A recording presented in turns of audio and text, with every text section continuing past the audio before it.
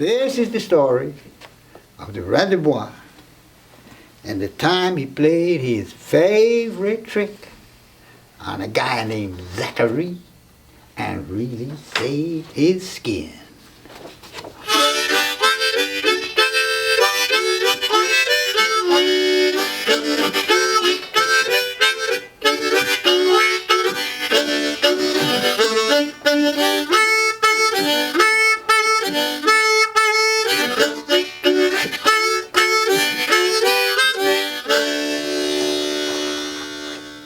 Zachary stood on the edge of the bayou, fishing for minnows and crawdads to eat. But he didn't catch nothing to eat all that day. That night he walked home to the swamp on tired feet. When he walked in his cabin, way off in the swamplands, he called to his wife, who was named Emily. And he said to her, "What we got cooking for dinner?" She said, "We ain't got nothing much, Zachary. You know we got left only one little tater. And I tried to make us a gumbo with that. But you can't get a meal out of just one small tater. I might as well try and cook up a straw hat." "Well, why you don't kill us a chicken for dinner?" Zachary said as he sat at his place. "And make chicken gumbo. You know that's my favorite."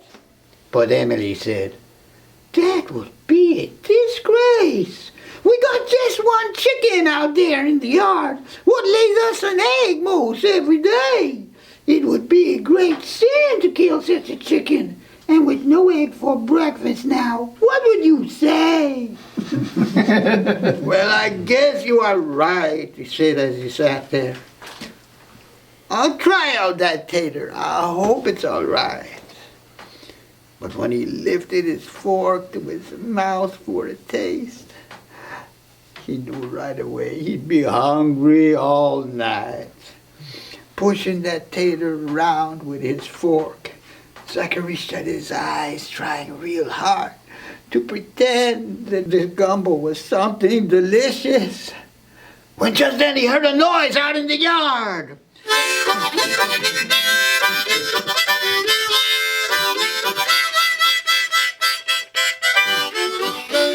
That chicken was squawking and making a racket. Zachary ran to the window to look. And old Rat de Bois had grabbed hold of his chicken and was gripping that bird in his teeth like a hook. Zachary was mad. He grabbed a big stick and ran to the door and opened it wide. But that old Rat de Bois, it fell down dead at his feet, even before Zachary stepped outside. So he lifted the Rat de Bois by the tail. "We got meat for dinner tonight, Emily," Zachary called with a grin and then said, "Rat de Bois stew is real good. Wait and see." And then he slapped that old Rat de Bois down on the table, and he took a long knife to cut open the hide. And then he made a long slit in that Rat de Bois' belly, and he peeled off the skin to get what was inside. And then he said, "Emily, go and heat up the oven. Maybe you better put on some more wood. Put some grease in the pan, throw in that tater, and take this Rat de Bois now and cook it real good. Me, I'm taking the skin from this critter on down the bayou to old Hebert's store. Maybe he'll trade me a bottle of wine. And if I get lucky, I'll get something more." So Emily did just what Zachary said, and he got his pirogue and headed downstream.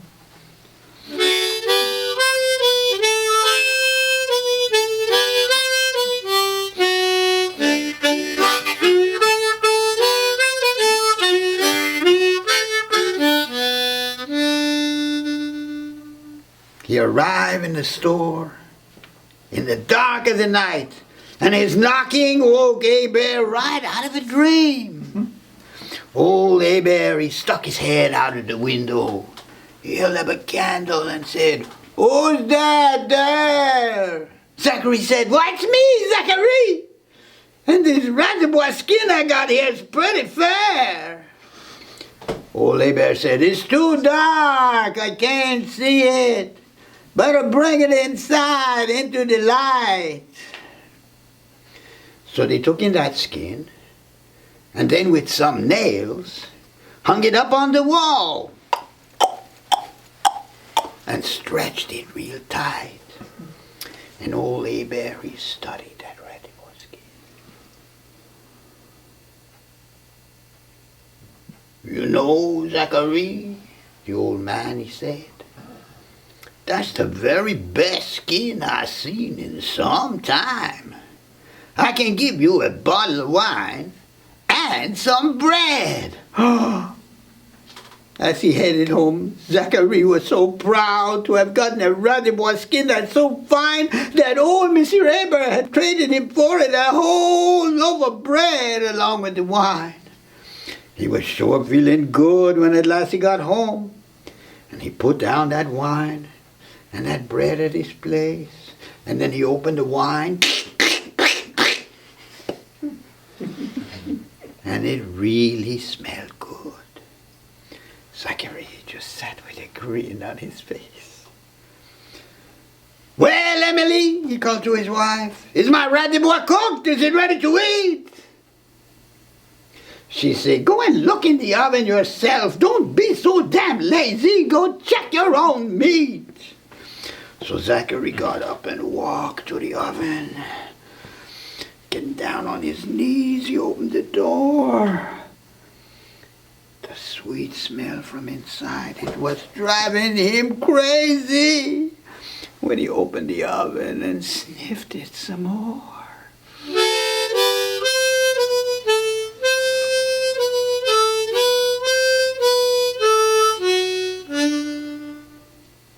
But would you believe it? What Zachary saw was the Randebois sitting there grinning a grin. He took one look at Zachary, then finished eating that one tater gumbo and wiped off its chin. It licked up all of the grease in the pan, and then it jumped over Zachary's head. It knocked over Zachary's bottle of wine and jumped out the window with Zachary's bread.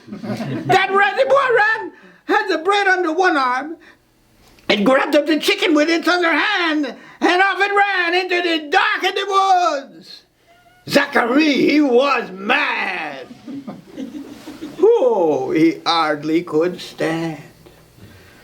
Zachary stood and peered into the darkness, and he said as he raised his fist over his head, "Someday I will get you for spilling my wine and stealing my chicken and also my bread."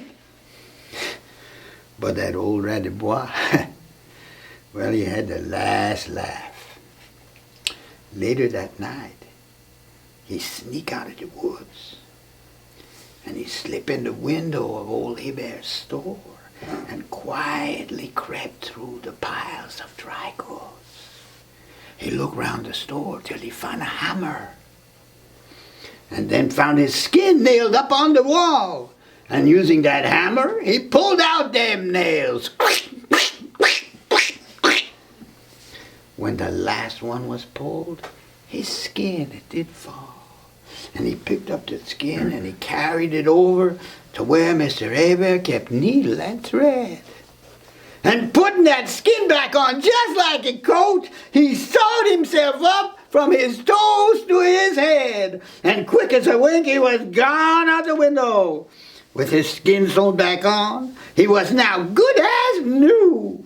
He ran into the woods to eat that bread and chicken. And Zachary never got Randebois stew.